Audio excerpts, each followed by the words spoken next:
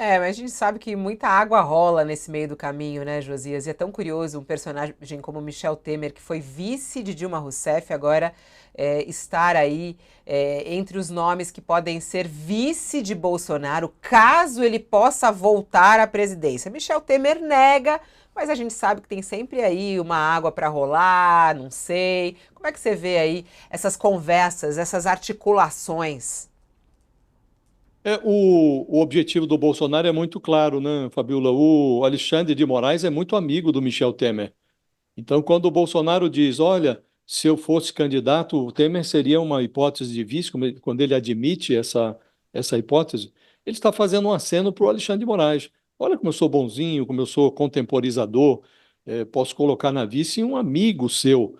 Quando o Sakamoto lembrou, o 7 de setembro de 2021, quando ele fez aquela lambança na Avenida Paulista, chamando o Alexandre de Moraes de canalha, alguém recomendou a ele que procurasse o Temer, porque fechou o tempo do Bolsonaro com o Supremo, especialmente com Alexandre de Moraes, e ele foi ao Temer não por acaso, porque ele é amigo do Alexandre de Moraes, nomeou Alexandre de Moraes seu ministro da Justiça, e aí fizeram aquela carta, uma carta que apresentava uma ficção, que era um Bolsonaro moderado. E quando foi ao Palácio do Planalto para discutir os termos da carta com o Bolsonaro, o Temer fez uma ligação telefônica do Bolsonaro com o Alexandre de Moraes, os dois conversaram. Parecia uma pacificação verdadeira, genuína. Depois o Bolsonaro voltou a chutar o balde inúmeras vezes. E o Michel Temer é um político do tipo. É um político à antiga, aqueles tecelões da política que articulam nos bastidores. O estilo dele é a antítese de tudo que é representado pelo Bolsonaro em termos de política. O Bolsonaro é de chutar o balde, o Temer é de costurar nos bastidores, né? Ele não seria vice do Bolsonaro, mas nem que o Bolsonaro fosse o mais favorito dos candidatos.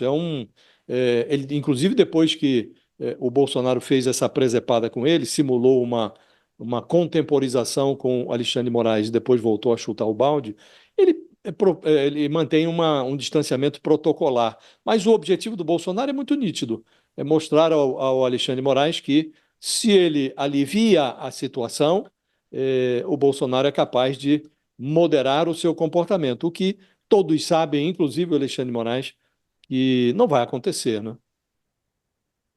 Ó, mais uma pausa aí pro pessoal da TV. E para o digital a gente segue, e ainda aqui analisando essas falas de Jair Bolsonaro ao jornal Folha de São Paulo de hoje, eu queria agora focar justamente nesses pontos que ele traz da pressão da vitória de Trump justamente para o judiciário brasileiro. Aliás, hoje tem uma reportagem interessante, que aí não tem nem a ver com a fala de Bolsonaro, mas tem a ver com o Supremo Tribunal Federal. A reportagem da Letícia Casado de hoje, se a gente puder abrir aqui também para eu dar uma lida na reportagem da Letícia, que é bem interessante, falando que os ministros do Supremo Tribunal Federal dão como certo que o novo governo de Donald Trump vai fortalecer o discurso de parlamentares brasileiros e americanos alinhados com o bolsonarismo, e que isso pode iniciar uma nova onda de ataques contra o Supremo Tribunal Federal. A gente sabe o que a gente viveu durante o governo Bolsonaro, a quantidade de conflitos ali entre o governo federal e o Supremo Tribunal Federal, o estímulo que faziam também aos apoiadores de Bolsonaro e o que acontece até hoje, né, a quantidade de ataques ao STF. E agora os ministros estão também um pouco apreensivos com isso. Caso que envolvam o ex-presidente Bolsonaro, os ataques do 8 de janeiro, ou até mesmo algumas ações sobre as pautas de costume, devem ficar no foco dos apoiadores desses líderes. E o tribunal precisará se defender. No entanto, afirmam a retórica de que não vai impactar a conduta do judiciário brasileiro. Segundo um dos magistrados ouvidos pela nossa colunista Letícia Casado, Elon Musk pressionou e perdeu, no caso do X, do antigo Twitter. Essa foi a declaração, quer dizer, Elon Musk perdeu. Então, o que a gente está acompanhando aqui nessa reportagem da Letícia Casado, STF espera pressão dos Estados Unidos sobre Trump, mas projeta efeito Musk. Pressionou, perdeu. Bom, vamos chamar um jurista para nos ajudar a entender essa pressão que Donald Trump pode exercer no judiciário brasileiro aqui, com tudo que está pendente relacionado a Bolsonaro e seus apoiadores. Walter Mairovich na área, chegando. Bom dia. Bom dia, Fabiola, Josias e Sakamoto. Ô, Fabiola, eu acho que a gente tem que começar do começo. Vamos usar esse reforço de linguagem, tá? Onde o Bolsonaro está querendo todo um apoio do Trump, se mostrar popular como o Trump, com o objetivo de buscar uma anistia. Mas o que o Bolsonaro faz é misturar alhos com bugalhos. O alho se come, o bugalho é aquele bulbo duro da árvore do carvalho e não os homens, os humanos não comem. Por que ele está querendo misturar coisas diferentes? Porque o nosso sistema jurídico, atenção, atenção, é um sistema baseado nos códigos, nas leis, ao passo que o sistema norte-americano é um sistema da common law. O nosso sistema é o europeu, com base no direito romano, o sistema americano é com base no quê? Nos precedentes, nos costumes, nos precedentes das decisões judiciais.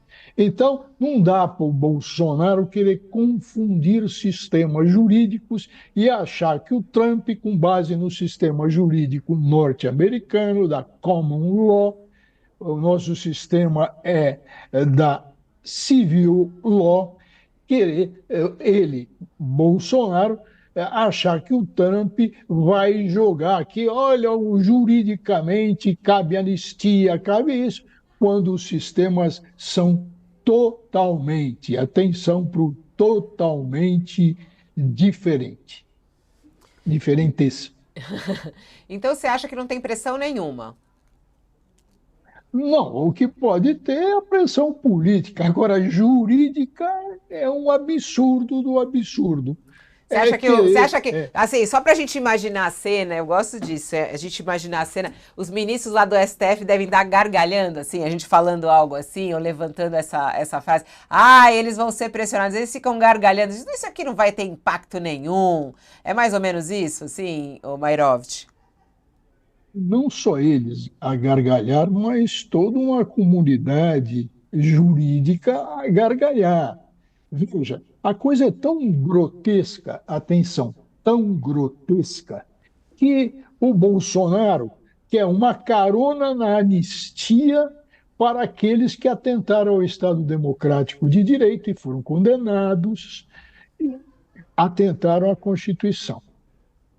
Vejam, totalmente diferente, a anistia tem que guardar, ela é abrangente, ela é larga, ampla e restrita, mas ela tem que guardar conexão com outros crimes para, se entrar no pacote, o que tem a ver alhos com bugalhos? Não, tem a ver uma inelegibilidade por abuso de poder político e econômico, poder político em sentido amplo, que levou à inelegibilidade do Bolsonaro e numa ação de investigação judicial eleitoral. O que tem a ver isso com atentados à Constituição e ao Estado Democrático de Direito?